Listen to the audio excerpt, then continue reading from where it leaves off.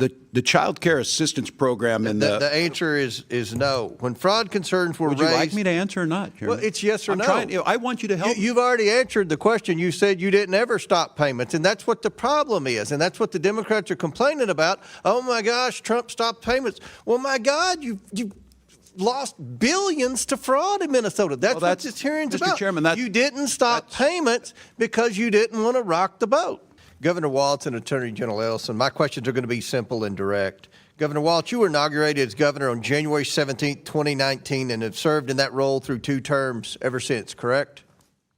That's correct, Mr. Chairman. During the time period 2019 and 2020, while you were serving as governor, isn't it true that state auditors and officials raised concerns about fraud and vulnerabilities in programs overseen by your administration? I can't confirm that, but I'm assuming we have always ongoing OLA. I'll take that as a yes. Those warnings were communicated to senior officials in your administration, including yourself, correct? I can't speak if it was directly. I think the correct answer to that would also be yes. Despite those warnings, you did not order a broad stop payment or suspension of payment in any program at that time, correct? We're not going to stop payments of feed children until we have the proof that things happen. In 2019, we did start taking action. I went to the legislature, that legislative Governor session. Walz, when fraud concerns were raised early in your tenure in the Child Care Assistance Program, did your administration stop payments at that time? The child care assistance program and the answer is no. When fraud concerns were raised... Would you like me to answer or not, Chairman? Well, it's yes or no. I want you to help. You've already answered the question. You said you didn't ever stop payments, and that's what the problem is, and that's what the Democrats are complaining about. Oh, my gosh, Trump stopped payments. Well, my God, you lost billions to fraud in Minnesota. That's what this hearing's about. Mr. Chairman, you didn't stop payments because you didn't want to rock the boat. And when fraud concerns That's not were correct, raised... Chairman. When fraud concerns were raised in Medicaid, home and community-based services, did your administration stop payments? No, you did not. When fraud concerns were raised in non-emergency medical transportation, did your administration stop payments? Chairman, if I could mention what a stop payment meant by what the administration did last week is 400,000 children without health care. Are you stopping payment if one person? We believe that's your fault and the Attorney General's fault, because you do nothing about fraud, even though everyone in America sees our Medicare error rate is lower than your state. Fraud. You have been defrauded. You have not been good stewards of the taxpayer dollars. And the Democrat position is, well, keep the money flowing. The American taxpayers have had enough. I think that's a fair characterization. They want their taxpayer dollars spent wisely. We all support social programs. That's not a fair characterization. But if you're going to waste the money to fraudsters, then we have to stop and recalculate. We're not. We're putting them in jail when we can, Chairman. And some of these programs are crafted in such a way that there's a procedure to follow. And I'm with you. $1 is too much. I don't think there's a lot of difference here if you want to help us get at this. The question is it a sledgehammer? Is it a scalpel? I understand there's no political upside. Well, let's get into what we've talked. You eventually did pause payments in certain programs, but that wasn't until late 2025 after the federal government stepped in. Is that correct? I don't think that's a fair characterization of stepped in. We've been partners in this and working on them. But let's move on. And that decision occurred only after large-scale fraud had already taken place for years. Now, Governor Walz, employees inside state agencies raised concerns about fraud and improper payments for years. Is that correct? Inside agencies, we've been prosecuting them for years. Yes. But they have raised concern. Agencies have raised concern about fraud in Minnesota, correct? Each of those, yes, when they do and they're prosecuted. Some of those employees faced retaliation after raising those concerns. Is that correct? That is not correct, Chairman.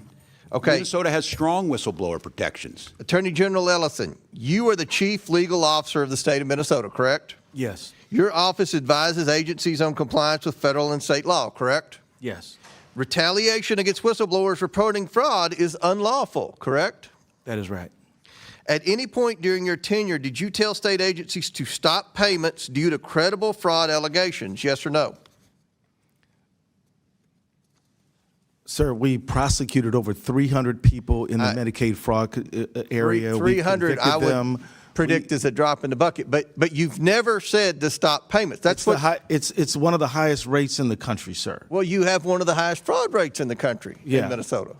That's not true. And my office doesn't have the authority to do a stop payment. We prosecute criminals when they're presented us by the agency. So the answer is no, unfortunately. No one's ever from your office said to stop payments until we can get the fraud under control. So to summarize, you both knew about fraud risk and payments continued. Our investigation has shown that whistleblowers who were alerted about the widespread fraud were ignored, sidelined, and even retaliated against. Only after federal authorities ultimately stepped in did you take any action. It's not this committee's responsibility to decide guilt or dole out punishment, but it's clear there was a massive failure of oversight and, quite frankly, a failure of leadership. One wonders whether either of you should bear some personal responsibility for the billions of dollars siphoned off by fraudsters under your noses in the state that you led. Again, this isn't for the committee to decide, but based on your answers today and apparent failure to take any responsibility, still the answer to that question has become abundantly clear. Governor, you've reminded people that you were here last June. At that time, I reminded you that the Feeding Our Future scam made Minnesota ground zero for the largest COVID-19 fraud scheme in the nation. $250 million in federal taxpayer funds were taken out of the mouths of hungry children, and as the FBI noted, they were, quote, funneled into luxury homes, cars, and lavish lifestyles while families struggled. You assured me then that you wholeheartedly supported the federal government's effort to bring those responsible to justice. I appreciate your sentiment, but a person's actions matter more than their words. Governor Walz, when did you first become aware of the fraud in Feeding Our Future? A specific date, please. Well, Congressman, it's good to see you. And having served in your job for 12 years, I can tell you my job is a little different as governor. For 7 years, I take a lot of meetings. I certainly wouldn't specifically state, but I think during that pandemic, I think by late 2020, we started to see the irregularities. They were flagged. And I will note that we cooperated. State officials were aware of the fraud in early 2020. So you're asking when I, in my office, the governor became good, and I don't have a specific date. But what I would say is we provided witnesses, documents, the U.S. Attorney and the FBI, and 79 of those people have been prosecuted going back to 2022. Okay. Well, when I was chair of the Committee on Education and Workforce, I issued you a subpoena in September 2024 because you and your administration were not forthcoming about how your administration, quote, failed to identify what has been described as the largest pandemic fraud in the nation, end quote. In September 2024, you were aware of the Feeding Our Future fraud and your administration's handling of it, correct? Yes or no? 2024? Yes, by that time we had already put people in jail and had extensively investigated. This committee has testimony that the Minnesota Department of Education briefed your office about the Feeding Our Future's draft lawsuit and litigation hold on April 28, 2020.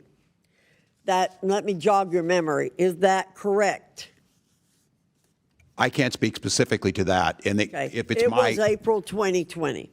That means Feeding Our Future received a total of over $200 million in federal funds after you and your administration knew about the fraud concerns. Why didn't you stop sending money to Feeding Our Future as soon as the fraud concerns were raised? Congressman, is following the program, we notified USGA under the Trump administration's first term. We had notified them, too, because it's a program administered out of USDA, and they were working to work through the process. Didn't you say you were fearful of political retaliation? No, I never said any such thing. I never said any such thing. Well, that's what we understood. You were afraid of political retaliation. So, given the size and scope of the Feeding Our Future's fraud, I think you and your administration would have been on high alert looking for additional fraud in the state.